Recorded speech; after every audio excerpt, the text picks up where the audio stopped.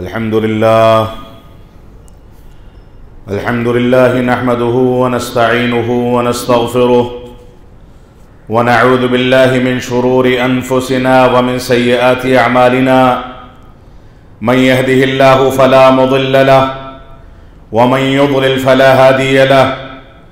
وأشهد أن لا إله إلا الله وحده لا شريك له وأشهد أن محمدا عبده ورسوله أما بعد فإن خير الحديث كتاب الله وخير الهدي هدي محمد صلى الله عليه وسلم وشر الأمور محدثاتها وكل محدثة بدعة وكل بدعة ضلالة وكل ضلالة في النار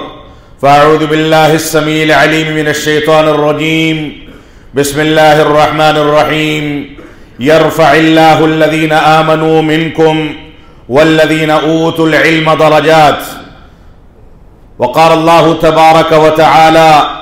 فلولا نفر من كل فرقة منهم طائفة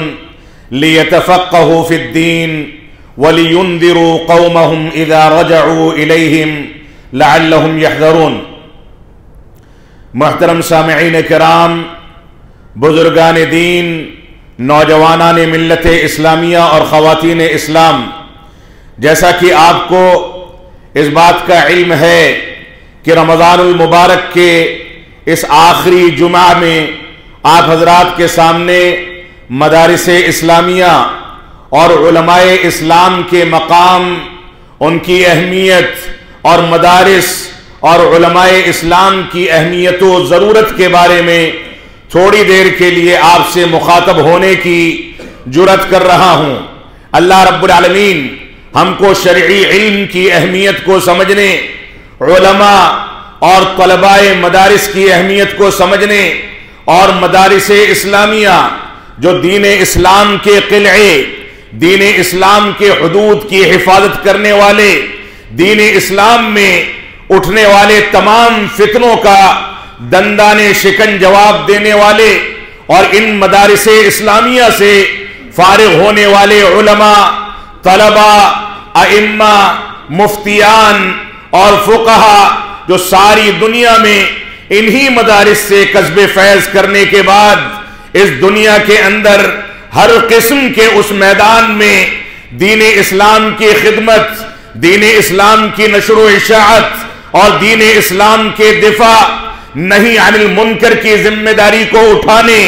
اور بلا کسی خوف اور لوگوں جو ملامت کرنے والے ہیں ان کی ملامت سے ڈرے بغیر اللہ رب العالمین کی نصرت و توفیق سے اس میدان میں امت اسلامیہ کا دفاع اور دشمنان اسلام کو دندان شکن جواب دینے کے مکلف ہیں۔ اور رب کائنات کے فضل و کرم سے رسول اکرم صلی اللہ علیہ وسلم نے صفہ کے چبوترے کے نام سے مسجد نبوی میں صحابہ کرام کی تربیت، صحابہ کرام کے تعلیم و تعلم، صحابہ کرام کو دین کو سکھانے، دین کی نشر و اشاعت کا ہنر سکھانے اور دین کے نام پر دنیا کے سامنے قرآن و سنت کی حقیقی تعلیم رکھنے کا جو بندوبست کیا تھا، جو تربیت دی تھی، یہ مدارس اسلامیہ، یہ علماء کرام کی شکل میں انبیاء کے وارث، انبیاء کی ذمہ داریوں کو نبھانے والے، انبیاء کے فرائض کو سمجھنے والے، انبیاء کرام کے اس مشن کو لے کر کے چلنے والے، جس مشن کے نتیجے میں انبیاء کرام کو لہو لہان کیا گیا، ستایا گیا، زد و کوب کیا گیا، یہ انبیاء کرام کے وارثین علماء کرام یہ انہی مدارس کے وہ پروردہ ہیں جنہوں نے اسی ہندوستان میں انگریزوں کے خلاف دندان شکن جواب دے کر کے جام شہادت پیا، ملک میں امن و سلامتی کے لیے، ملک کی آزادی کے لیے، ملک میں دین کو مضبوط کرنے کے لیے مدارس اسلامیہ اور رب کائنات کے گھروں کو مضبوط کرنے کے لیے، ان مسجدوں کو مضبوط کرنے کے لیے ہر قسم کی قربانی دے کر کے کمر بستہ ہو گئے، جام شہادت پی لیا، ان کو زد و کوب کیا گیا، ان پر اتہامات لگائے گئے، ان کو پریشان کیا گیا، ان کو ستایا گیا، لیکن ہر دور میں صفہ کے چبوترے سے لے کر کے آج تک کی تاریخ کا جائزہ لے لیں، ان علماء کرام نے، مدارس اسلامیہ کے فارغین نے، ان مدارس اسلامیہ جو دین اسلام کے قلعے ہیں، امر بالمعروف اور نہی عن المنکر کے مراکز ہیں، یہ مدارس اسلامیہ انہی مراکز کے امتداد ہیں جن مراکز کو صحابہ کرام نے، تابعین اعظام نے، محدثین کرام نے، فقہا نے، ائمہ محدثین نے، مختلف مکاتب فکر کے علماء نے ہندوستان میں، عرب دنیا میں، عراق میں، مدینہ میں، دمشق میں اور دنیا کے مختلف خطوں میں علمی مراکز، حدیث رسول کے حفاظت کے مراکز، حدیث رسول کی تدوین کے مراکز کی شکل میں ساری دنیا میں یہ کارنامہ انجام دیا تھا کہ اگر کوئی فتنہ پرور اٹھے، حدیث رسول میں کوئی شبہات پیدا کرے، کوئی فتنہ پرور اٹھے، ہمارے نبی کی شان میں کوئی گستاخی کرے، کوئی فتنہ پرور اٹھے، دین اسلام کے مسائل میں شبہات پیدا کرنے کا کام کرے، کوئی فتنہ پرور اٹھے، رافضہ کی پالیسی پر چل کر کے صحابہ کرام کی تنقیص یا توہین کرے، قرآن مجید کے حقوق کو ادا کرنے کے بجائے قرآن مجید کے بارے میں غلط فہمیاں پھیلائے، شبہات پھیلائے، غلط انداز کی چیزیں پھیلائے، ایسی صورت میں ہر دور میں ان علماء کرام نے اور اسی صفہ کے چبوترے پر بیٹھ کر کے رسول اکرم صلی اللہ علیہ وسلم کی صحبت میں دین اسلام کو سیکھنے والے اور ان کے شاگردوں کے شاگرد جو سلسلہ آج تک مدارس اسلامیہ نے زندہ رکھا ہے، یہ ہر دور میں اسلام کے دفاع کے لیے، اسلامی تعلیمات کی نشر و اشاعت کے لیے، قرآن و سنت کی پیروی کے لیے، لوگوں کو دین کی جانب بلانے کے لیے، اسلامی دعوت کے مشن کو مکمل کرنے کے لیے، امر بالمعروف اور نہی عن المنکر کے فریضے کو انجام دینے کے لیے یہ لوگ ہر دور میں اٹھ کر کے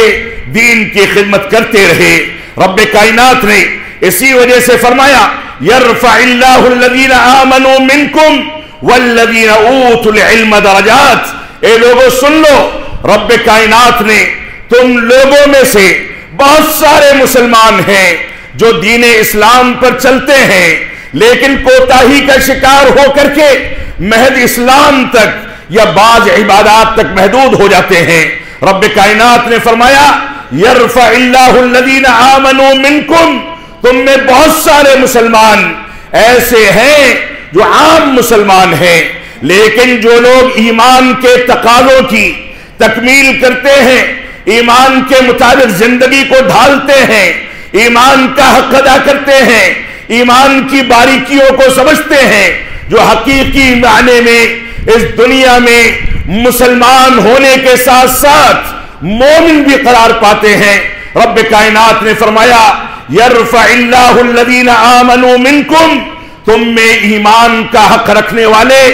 ایمان کا حق ادا کرنے والوں کا مقام رب کائنات نے عام مسلمانوں سے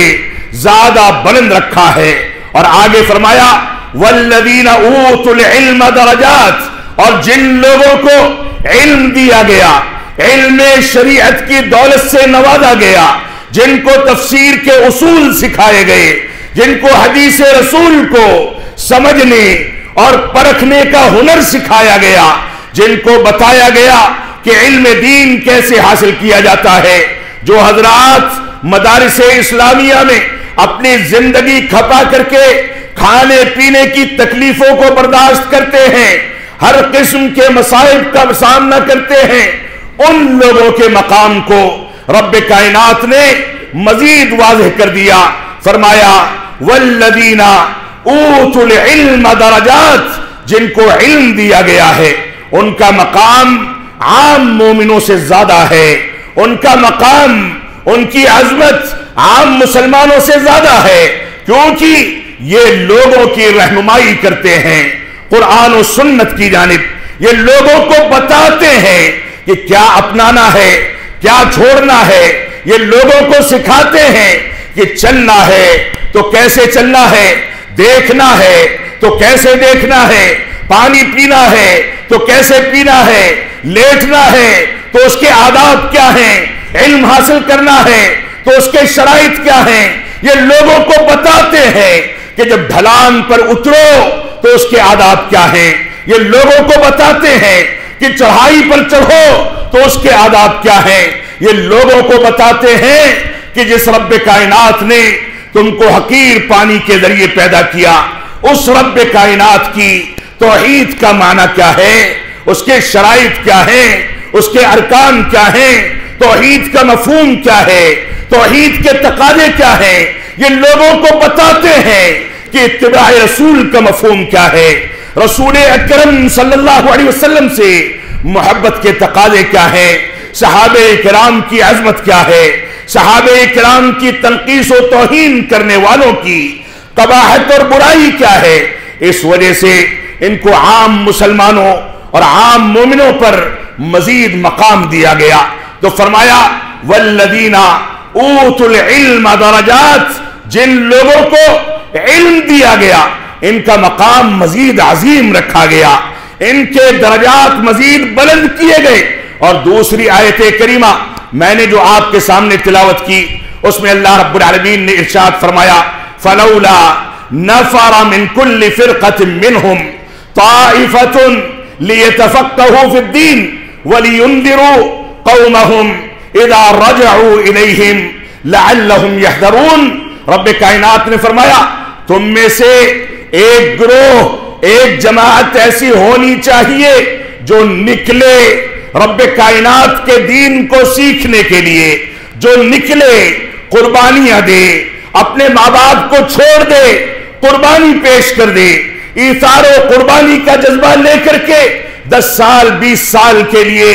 اپنی زندگی کو قربان کر دے، ماں باپ کو چھوڑ دے، بھائی بہن کے پیار کو چھوڑ دے، گھر کے آرام اور نرم و گداز بستروں کو، آرام دہ کمروں کو چھوڑ دے اور نکل کر کے رب کائنات کے دین کو حاصل کرنے کا اہتمام کرے۔ تو فرمایا فلولا نفر من كل فرقة منهم طائفة ليتفقهوا في الدين ولينذروا قومهم اذا رجعوا اليهم لعلهم ينذرون لعلهم يحذرون۔ رب کائنات نے واضح کر دیا کہ یہ ٹولی، یہ جماعت، یہ منتخب افراد جو طالب علم کی حیثیت سے 5 سال 6 سال کا بچہ جو ماں باپ کی گود میں کھیلنے کا حقدار ہے، وہ نکل کر کے مدارس کے ہاسٹل میں بیٹھ کر کے قرآن مجید کا حفظ کرتا ہے، عربی کی تعلیم حاصل کرتا ہے، وہ گھر کے آرام کو تج دیتا ہے۔ ماں باپ اپنے خون کے ذریعے، اپنے خون کے آنسوؤں کے ذریعے اس کو رخصت کر کے لے جا کر کے مدارس اسلامیہ کی گود میں رکھ دیتے ہیں، اساتذہ کے پاس چھوڑ دیتے ہیں، اور صورتحال یہ ہوتی ہے کہ وہ ادھر روتا ہے، ماں باپ ادھر یاد کرتے ہیں، لیکن یہ آیت کریمہ اس کے مقام و منزلت اور اس کی عظمت کو بتا رہی ہے۔ فرمایا فلولا نفر من كل فرقة منهم، تم میں سے ایک گروہ اور ایک ٹولی ایسی ہونی چاہیے جو نکلے لیتفقہوا فی الدین، تاکہ دین کا شعور پیدا کرے، دین کا علم حاصل کرے، علماء کی صحبت میں بیٹھ کر کے کتابوں کا درس لے، کتب ستہ، صحیحین، صحیح بخاری، صحیح مسلم اور کتب حدیث، کتب تفسیر، شریعت اسلامیہ کے علوم کی مختلف کتابوں کو پڑھے اور یہ یاد کرے کہ امام بخاری نے کون کون سی قربانیاں پیش کر کے انہی مدارس اسلامیہ سے دین اسلام کے جھنڈے کو بلند کیا تھا۔ یہ پڑھے کہ امام مسلم نے کون کون سی قربانیاں دے کر کے دین کی نشو و اشاعت کے لیے اپنے آپ کو قربان کیا تھا۔ یہ پڑھے کہ صحیح بخاری کا مقام کیا ہے، اس کا پیغام کیا ہے۔ یہ پڑھے کہ صحیح مسلم کا مقام اور اس کا پیغام کیا ہے، جا کر کے تعلیم و تعلم کے بعد میں اور اس زندگی میں علماء کے سامنے زانوئے تلمس تہ کرے اور سیکھے کہ جو بچہ اب تک اپنے باپ کو باپ کہہ کر کے پکارنا نہیں سیکھ سکا، وہ یہ نہیں سمجھ سکا کہ باپ سے کیسے مقابلہ کرنا ہے، باپ کے سامنے کیسے کھڑا ہونا ہے، یہ مدارس اسلامیہ میں اپنی زندگی قربان کر دینے والے علماء کرام بیٹھ کر کے اس کو یہ بتاتے ہیں کہ بیٹے ماں باپ کا حق کیا ہے، پانی کیسے پینا ہے، سونا کیسے ہے، بیدار کیسے ہونا ہے، چلنا کیسے ہے، آنکھوں کے استعمال کے حقوق کیا ہیں، کان کو کیسے استعمال کرنا ہے، پیر کو کیسے استعمال کرنا ہے، ہاتھ کے استعمال کے آداب کیا ہیں، دل کے بارے میں قیامت کے دن جو سوال کیا جائے گا اس سوال کے جواب کی تیاری کیسے کرنی ہے، قبر کے اندر آپ سے آپ کے منہج و عقیدے کے بارے میں جو 3 سوالات کیے جائیں گے اس کا جواب کیا ہوگا، یہ مدارس اسلامیہ کا کردار ہے، یہ علماء کرام کی قربانی ہے کہ آپ کے دودھ پیتے بچے، چھوٹے سے بچے کو اپنی گود میں لے کر کے یہ سکھاتے ہیں، انگلی پکڑ کر کے اس کو یہ بتاتے ہیں کہ زندگی کیسے گزارنی ہے، تو یہ مدارس کا مقام ہے۔ تو رب کائنات نے فرمایا تم میں سے ایک ٹولی، ایک گروہ ایسا ہونا چاہیے جو نکلے رب کائنات کے دین کا فہم اور شعور پیدا کرنے کے لیے نکلے، علماء کی صحبت میں بیٹھ کر کے دین کو سیکھے، اور جب اپنی قوم، اپنے گھر، اپنی بستی، اپنے شہر، اپنی آبادی میں علم دین حاصل کرنے کے بعد واپس لوٹے تو ان کو ڈرائے، ان کو بتائے کہ کون سی چیزیں ہماری آخرت کو تباہ کرنے والی ہیں، ان کو بتائے کہ کون سی چیزیں ہم کو گمراہ کرنے والی ہیں، ان کو بتائے کہ ہم کھائیں تو حلال کا کھائیں، حرام سے بچیں، ان کو بتائے کہ بڑوں کی قدر و منزلت کیوں ہمارے اوپر واجب کی گئی ہے، ان کو بتائے کہ ہم کو کیا کھانا ہے، کیا پینا ہے، ان کو بتائے کہ کاروبار میں کیا جائز ہے، کیا ناجائز ہے، ان کو بتائے کہ ہر چمکتی چیز ہیرا نہیں ہوتی بلکہ چمکنے والی چیز انسان کو جلا کر کے خاکستر کرنے اور تباہ کرنے کی بھی صلاحیت رکھتی ہیں۔ لہذا اس دنیا میں جو چند دنوں کی دنیا ہے، چند سالوں کی دنیا ہے، ایک انسان آتا ہے بچپن میں فوت ہو جاتا ہے، دوسرا انسان آتا ہے نوجوانی میں فوت ہو جاتا ہے، کوئی ادھیڑ عمر میں، کوئی بڑھاپے میں فوت ہو جاتا ہے، تو ان کو بتائے کہ اس دنیا کی یہ محدود زندگی رب کائنات کے بتائے ہوئے نظام کے مطابق گزاری جائے۔ اور اللہ کی قسم اگر یہ مدارس اسلامیہ، اس کے فارغین یہ علماء نہ ہوں تو آپ کے گھر سے جو جنازے کی چارپائی اٹھتی ہے اس کے آداب بتانے والا کون ہوگا، جنازے کی نمازیں ادا کرانے والا کون ہوگا، آپ کو یہ بتانے والا کون ہوگا کہ نکاح میں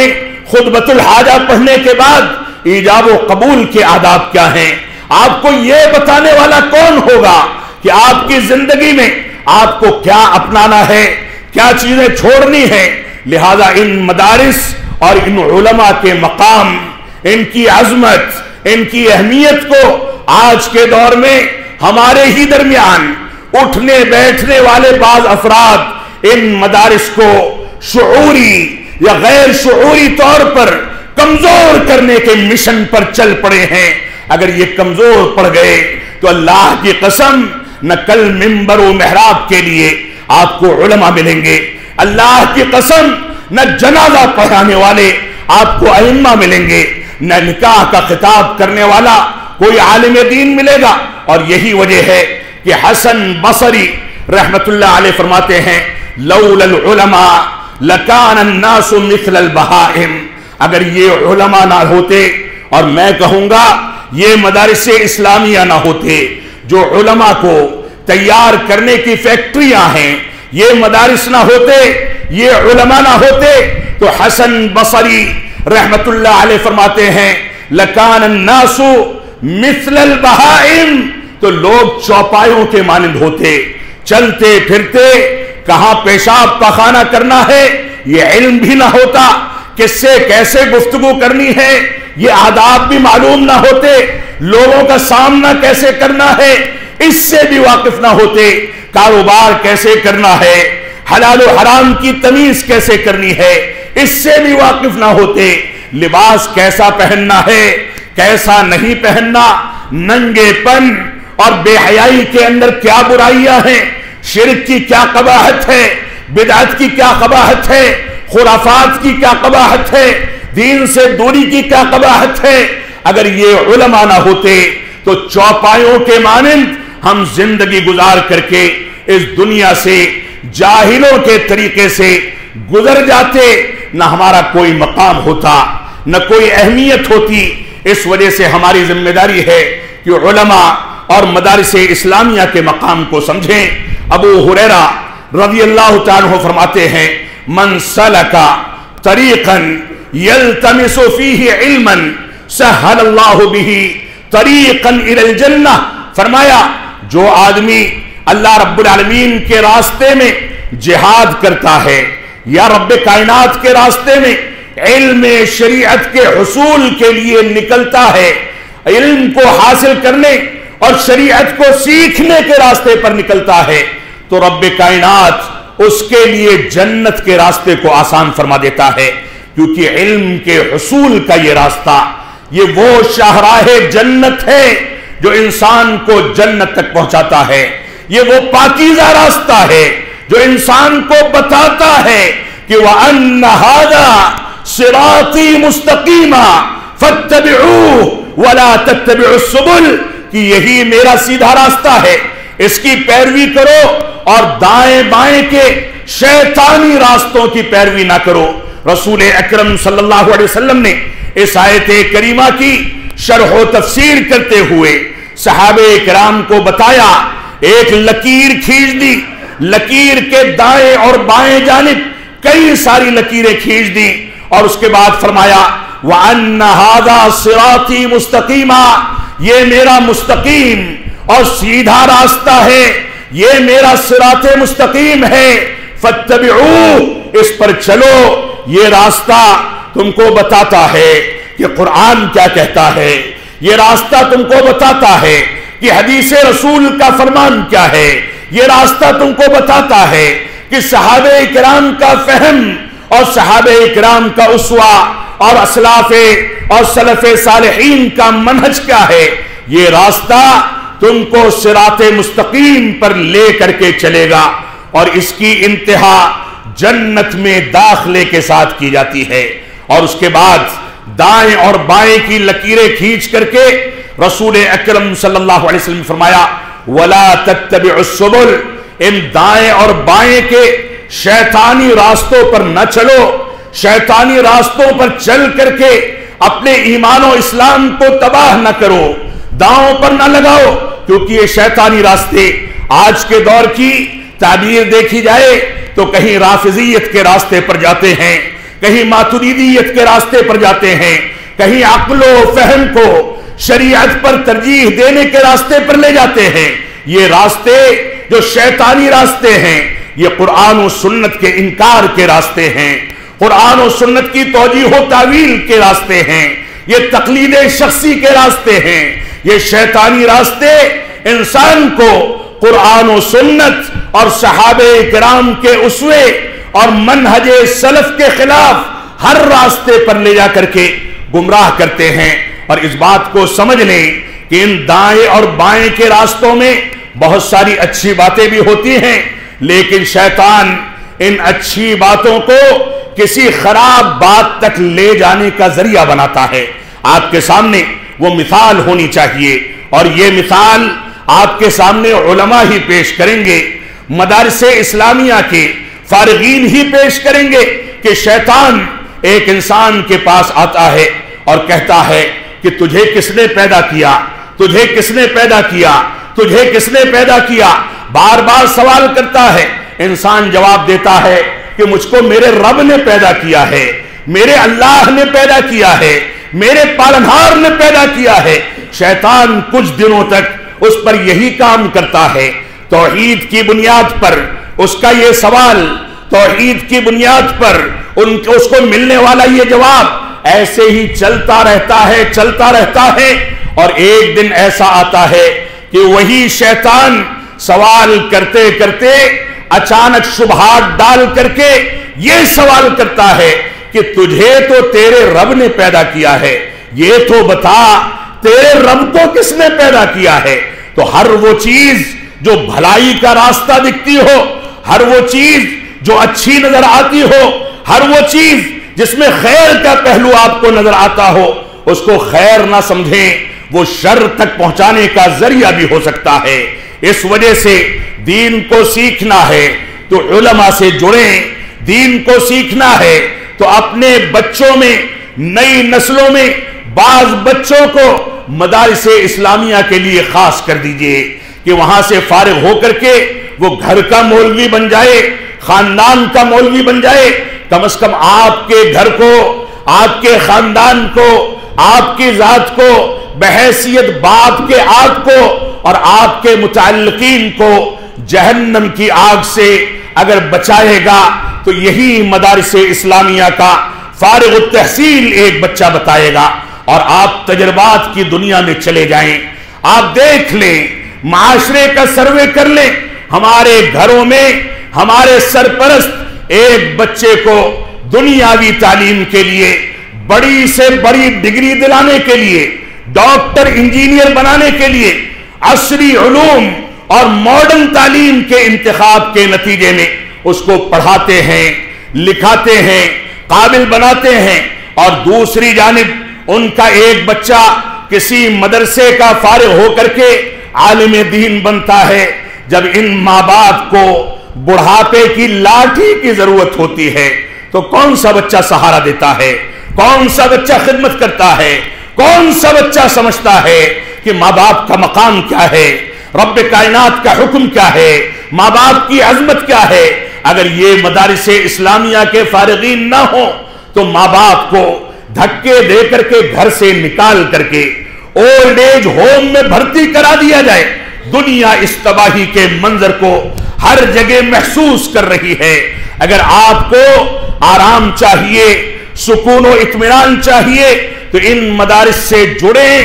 دین علم سے، شرعی علوم سے جڑیں، رب کائنات کی پیروی سے جڑیں۔ وہ علم جو رب کائنات کی حقیقت کو واضح نہ کر سکے، وہ علم جو پیدا کرنے والے پالنہار کے حقوق کو نہ بتا سکے، وہ علم بیکار ہے۔ لہذا ہم دنیا میں کچھ بھی ترقی کریں، دنیا میں کوئی بھی فن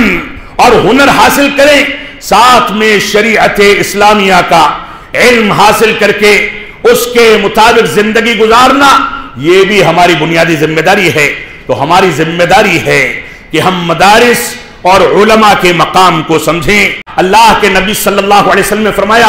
ان اللہ لا يقبض العلم انتزاعا، کہ رب کائنات علم کو اس دنیا سے ایک بیگ نہیں اٹھا لیتا، ولکن يقبض العلم بقبض العلماء، بلکہ رب کائنات اس دنیا میں تاریکی اور گمراہی کو عام کرنے کے لیے، لوگوں کے بگاڑ کے سامان کے لیے اور اس دنیا سے علم شریعت کو اٹھانے کے لیے پہلے علماء کو اٹھاتا ہے۔ آپ دیکھیں اب سے 10 سال 20 سال پہلے کی زندگی میں چلے جائیں، بڑے علماء جہاں بیٹھ گئے وہیں مدرسہ قائم ہو گیا، جہاں خطاب کر دیا وہاں صدیوں تک ان کے خطاب کے اثرات آج بھی محسوس کیے جاتے ہیں۔ کچھ لکھ دیں تو لکھنے کے نتیجے میں انقلاب برپا ہو جائے، کوئی فتویٰ دے دیں تو فتوے کے نتیجے میں لوگ راہ راست کی جانب آ جائیں، یہ ان کے اخلاص کا نتیجہ تھا۔ لیکن یہ علماء انہی مدارس کے فارغین تھے، انہی مدارس اسلامیہ میں ان لوگوں نے ایثار و قربانی کے جذبے کے نتیجے میں بیٹھ کر کے تعلیم حاصل کی تھی، ان مدارس کو قائم کیا تھا، مدارس میں قرآن و سنت کی تعلیم کے لیے مواقع فراہم کیے تھے۔ لہذا ہماری ذمہ داری ہے کہ اس مقام کو، اس عظمت کو سمجھ کر کے چلیں۔ ابو ذر غفاری رضی اللہ تعالیٰ عنہ سے اللہ کے نبی صلی اللہ علیہ وسلم نے فرماتے ہیں مجھ سے کہا اے ابو ذر اگر تم نکل کر کے دین کا ایک معمولی سا علم حاصل کر لو، ایک حدیث سیکھ لو، ایک آیت سیکھ لو، علماء کی صحبت میں بیٹھ کر کے قرآن و حدیث کی کچھ باتیں سیکھ لو، تو یہ علم حاصل کرنا تمہارے لیے 100 رکعت نفلی نمازیں ادا کرنے سے زیادہ افضل ہے۔ اور اگر تم نکل کر کے دین کا ایک پورا باب اور پورا موضوع سیکھ لو، اس موضوع سے متعلق تمام مسائل کو علماء کی صحبت میں بیٹھ کر کے حاصل کرو، تو سنو 1000 رکعت نفلی نمازیں پڑھنے سے کہیں زیادہ بہتر یہ ہے کہ تم علم کے حصول کے لیے نکل کر کے علماء کی صحبت اختیار کرو۔ آپ دیکھیں کون سے ایسے دین کے مسائل نہیں ہیں جن کو مدارس اسلامیہ میں ان طلباء کے لیے پڑھانے سکھانے، اس کے تعلیم و تعلم، اس کے سسٹم کو قائم کرنے کا بندوبست نہیں کیا جاتا۔ وہاں ایک باب نہیں سکھایا جاتا، ایک موضوع پر ساری باتیں نہیں بتائی جاتی، بلکہ دین کے تمام عناصر کو سمیٹ لیا جاتا ہے۔ آپ سوچیں ایک طالب علم اگر 1 سال میں مدرسے کے اندر بیٹھ کر کے 10-20 دین کے موضوعات پر 10 درس حاصل کرتا ہے تو اس کو کتنا زیادہ مقام حاصل ہے۔ وہ 10-20 ہزار 40-50 ہزار 1 لاکھ نفلی نمازیں پڑھ لے، اس سے کہیں زیادہ خیر کے کام پر اس کے ماں باپ نے اس کو لگا کر کے ایسی فضیلت حاصل کرنے کا بندوبست کیا ہے جس کے نتیجے میں فرشتے اس کے راستے پر پر بچھاتے ہیں، مچھلیاں پانی کی تہوں میں بیٹھ کر کے اس کے لیے دعائیں کرتی ہیں، پرندے اس کو دعاؤں سے نوازتے ہیں، اور فرشتے ان کی دعاؤں پر آمین کہہ کر کے ان کے لیے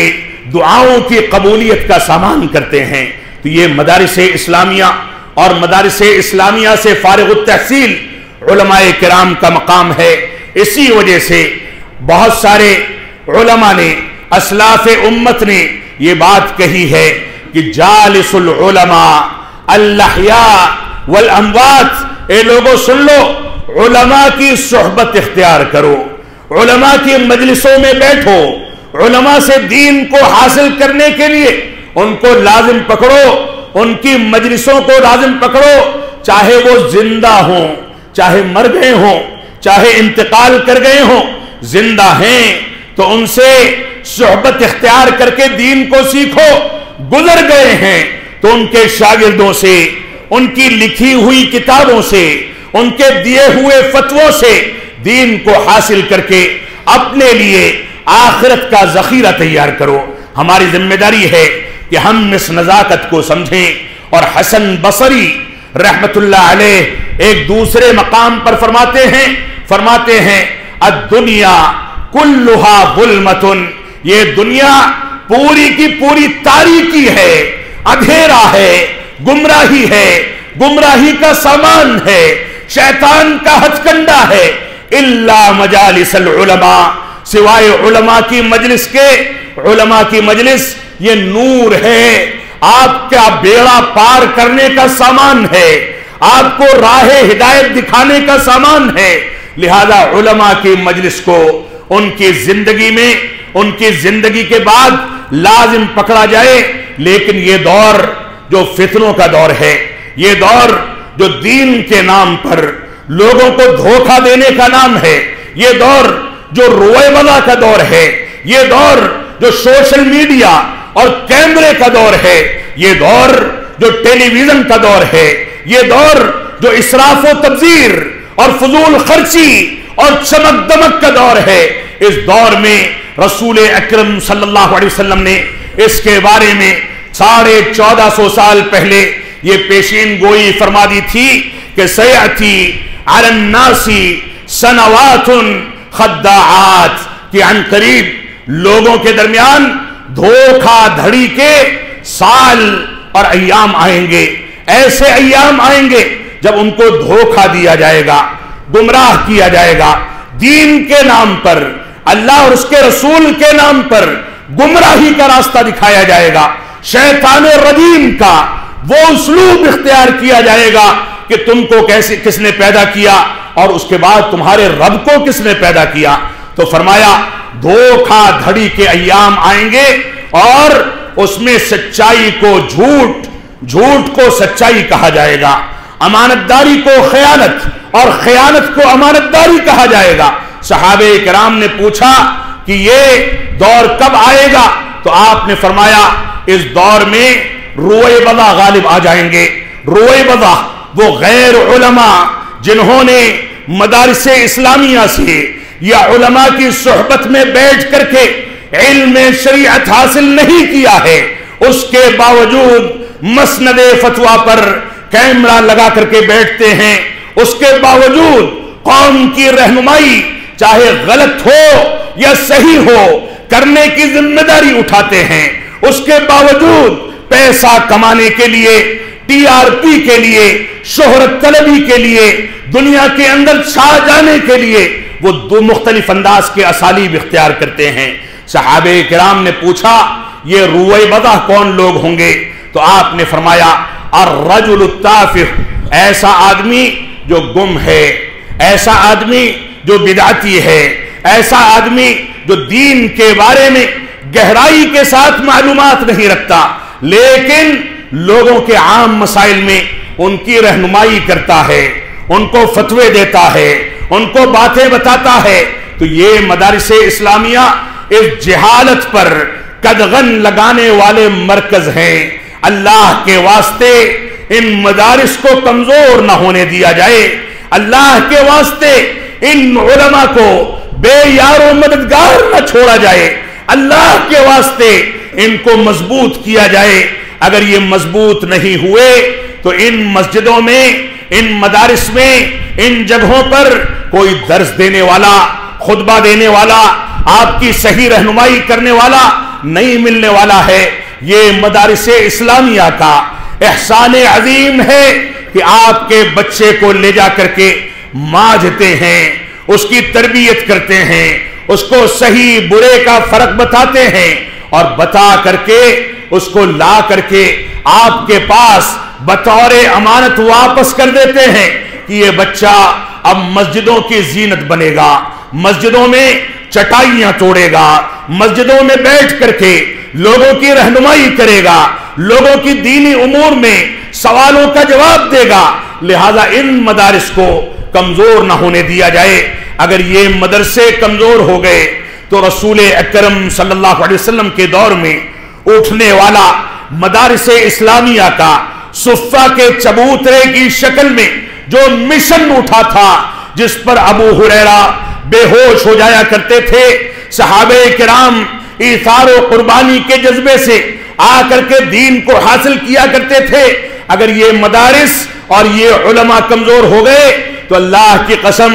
صفہ کے چبوترے کا پیغام کمزور ہو جائے گا، دین اسلام کا فرمان کمزور ہو جائے گا، دین اسلام کی روح کمزور پڑ جائے گی. لہذا ان کو مضبوط کریں، ان کو لے کر کے چلیں. یہ دین کی تکمیل کا مشن ہے، یہ دین کی نشر و اشاعت کا مشن ہے. رب کائنات ہم کو اس بات کی توفیق عطا فرمائے کہ ہم علماء کرام کے اور مدارس اسلامیہ کے مقام کو سمجھیں اور جو گھسپیٹھیے مدارس کے فارغین کی شکل اختیار کر کے، علماء کرام کی شکل اختیار کر کے، عالم نہ ہونے کے باوجود لوگوں کی غلط رہنمائی کرنے کے لیے میدان میں اتر پڑے ہیں، جو برادرز ہیں، ایڈوکیٹس ہیں، انجینئرز ہیں، ڈاکٹرز ہیں، جن لوگوں نے غلط انداز کی رہنمائی کر کے لوگوں کو گمراہ کرنا شروع کر دیا ہے. رسول اکرم صلی اللہ علیہ وسلم نے ان کے بارے میں فرمایا فَسُئِلُوا فَأَفْتَوْا بِغَيْرِ عِلْمٍ فَضَلُّوا وَأَضَلُّوا، ان سے لوگ سوال کریں گے، یہ بغیر علم کے جواب دیں گے، فَضَلُّوا وَأَضَلُّوا، خود بھی گمراہ ہوں گے اور لوگوں کو بھی گمراہ کریں گے. یہ دین کی امانت کا تقاضا ہے، یہ میرے دل کے پھپھولے نہیں بلکہ دین کی امانت کا تقاضا ہے کہ ہم اس نزاکت کو سمجھیں. یہ نزاکت اگر آج نہیں سمجھی گئی تو یہ جماعت مسجدوں کی توسیع، مسجدوں کی تعمیر، تعداد میں اضافے کے لحاظ سے ساری دنیا میں ہو سکتا ہے چھا جائے، ان کا غلبہ نظر آئے، ان کی تعداد بڑھ جائے، لیکن ان کے اندر سے منہج سلف کی حقیقی روح رخصت ہو جائے گی. اور وہ رخصت ہو گئی تو ہم اپنے آپ کو اہل حدیث کہیں، سلفی کہیں، کسی بھی نام سے منسوب کریں، اس سے ہم کو کچھ نہیں ملنے والا. ہماری ذمہ داری ہے کہ ہم صحابہ کرام کے، قرآن و سنت کے حقیقی مشن کو سمجھ کر کے، علماء کی صحبت میں بیٹھ کر کے اس مشن کو آگے بڑھانے کی کوشش کریں. اور یہ مشن ٹی وی اور کیمروں سے آگے نہیں بڑھتا، یہ مشن مدارس اسلامیہ اور مساجد سے آگے بڑھتا ہے. رب کائنات ہم کو قرآن و سنت کی پیروی کرنے کی توفیق عطا فرمائے. ہم جب تک جئیں تب تک اسلام پر جئیں، جب ہمارا خاتمہ ہو تو ایمان پر ہو. بارک اللہ لنا ولکم فی القرآن المجید ونفعنی وإیاکم بالآیات والذکر الحمید. انہ تعالی جواد کریم ملک بر رؤوف الرحیم.